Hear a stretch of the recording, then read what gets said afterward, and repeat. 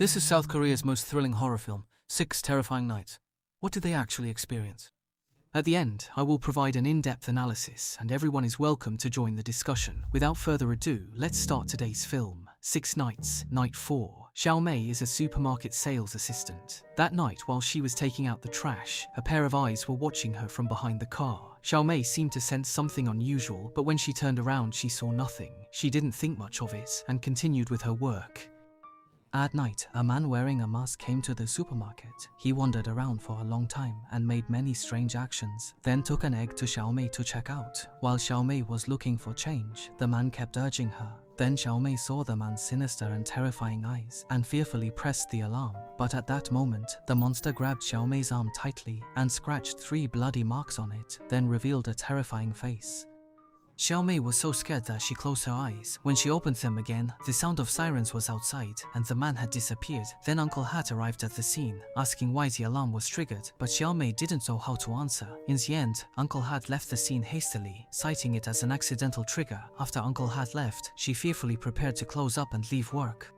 But just at that moment, she saw the female store manager's sister-in-law staring at her from not far away. Then the sister-in-law came into the store and said that Xiaomei had been targeted by a night demon, and then took Xiaomei to the monitoring room. Xiaomei was startled by the strange drawings on the wall. The sister-in-law opened the surveillance footage from earlier, talking about the horror of the monster. Then, Xiaomei's image appeared on the monitor.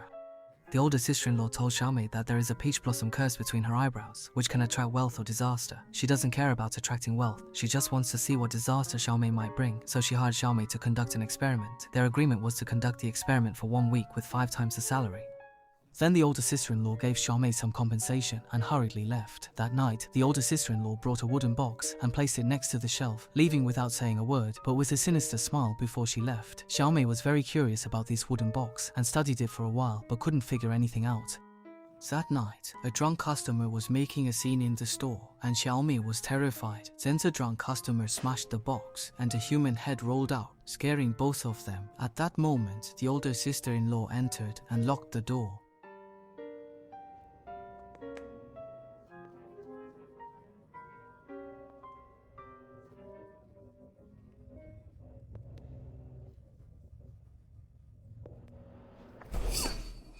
Xiaomei was so scared she wanted to run away, but found that the door had already been locked by the older sister. At this moment, the older sister stepped closer to Xiaomei, and Xiaomei took out the stun baton and knocked her out.